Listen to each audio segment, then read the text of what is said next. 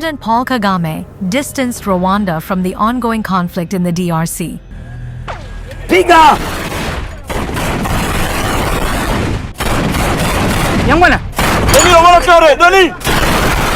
Asserting that the crisis was instigated by the DRC itself, not Rwanda. Kagame evaded questions about the presence of Rwandan troops in the DRC, claiming he didn't know the specifics but affirmed Rwanda would protect itself. Despite Kagame's denials, UN experts have estimated that 3,000 to 4,000 Rwandan troops are embedded with M23 rebels in eastern DRC. The conflict that was created from the time we had the East African community get involved in trying to help in Congo, and later on when the East African force was trying its best and we are seeing progress, Tshisekedi decided they are not doing what he wanted and went to SADC. SADC agreed they would come and do what he wanted and sent everybody packing. And that we complied and kept quiet. What really did we expect to come out of this? The head of state dismissed allegations that Rwanda profits from DRC's minerals, particularly coltan. In an interview with CNN's Larry Madowo, Kagame appeared to be evasive when asked whether Rwandan troops were operating in eastern DRC. So let me ask this directly, Mr. President.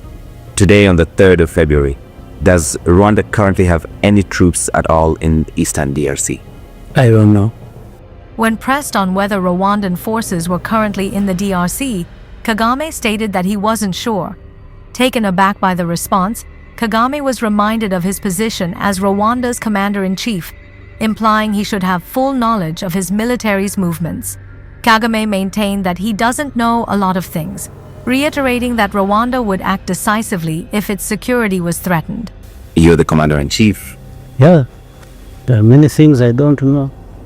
But if you want to ask me, is there a problem in Congo that concerns Rwanda and that Rwanda would do anything to protect itself? I'd say 100%.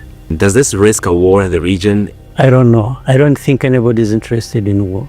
I even don't think Tshisekedi is interested in war himself. But he has been encouraged in that direction by people showing up to fight for him his wars. That Rwanda exports coltan, for instance, which does not exist here, is smuggled from DRC. No, please, I invite you. We'll show you where we mine coltan. But does Rwanda export any other minerals that are smuggled from eastern DRC? I don't know about that, because that in any case can't be the problem. People who are benefiting from minerals of Congo more than anybody else are South Africa and these other Europeans who are making noise about it. Despite Kagame's denials, the international community remains skeptical about Rwanda's role in the conflict.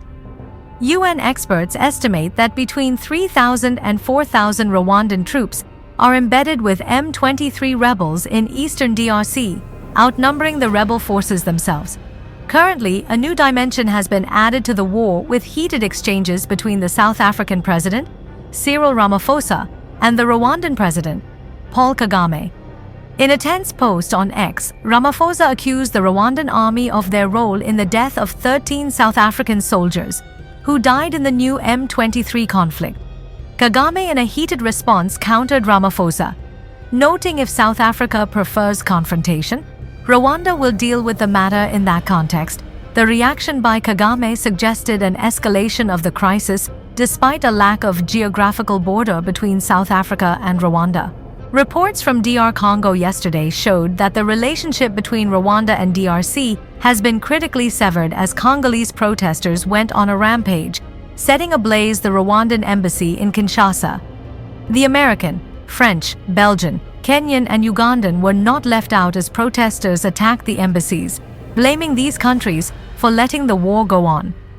This three-way conflict in DR Congo will be difficult to comprehend without an understanding of the context. Why is there international backing from Rwanda for M23 rebels? Why is the South African army on a special mission to Congo? What is the background of the M23 rebels?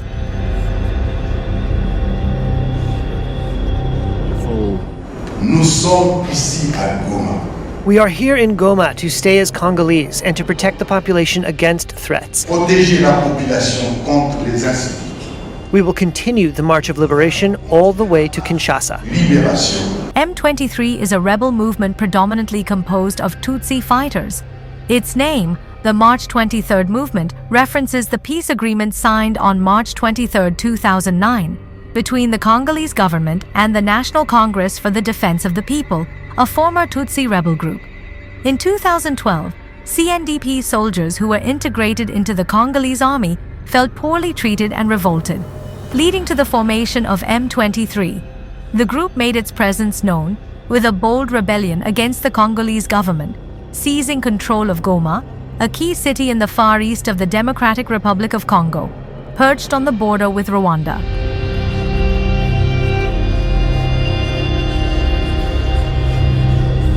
After the skirmish in 2012, M23 soldiers withdrew from Goma due to pressures from the United Nations forces, as well as negotiations that took place in Uganda. From 2013 up until 2022, M23 remained relatively quiet, dealing with splinters in its ranks. During these years, international support from Rwanda had waned for the group, leading to a break in rank. In 2022, after strategizing from its camp located in Mount Mikeno areas where Rwanda, Uganda, and Congo share a border, M23 launched another offensive on eastern Congo.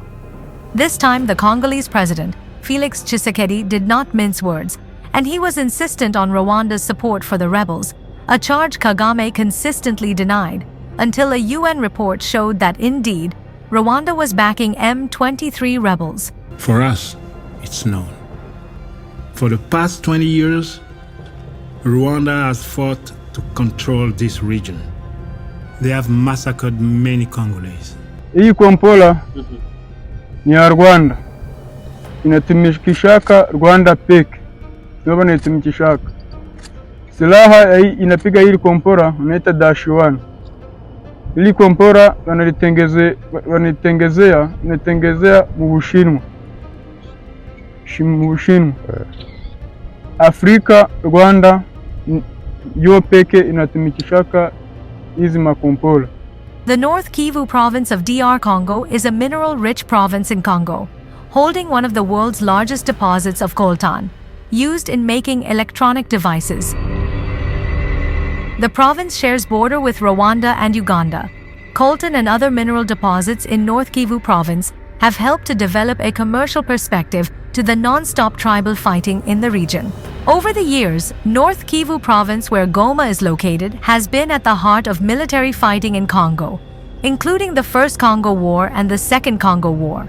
In both wars, one name has rung out consistently: Paul Kagame. The Rwandan genocide marks the beginning of the cycle of war that has plagued Congo for 2 decades. Rwanda always says they are not involved, but they are. Myself, I'm a witness. I know what I'm talking about. When Kagame became Rwandan president in 2000, his forces exercised the highest military control over mining sites in North Kivu province.